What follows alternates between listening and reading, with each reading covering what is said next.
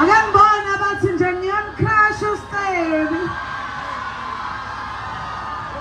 Hayibo ngathi umakaboy uvumelekile ukucrusha. Uvumelekile. Hayibo nawu uStevi. Akayisheshe ukukhala ke manje.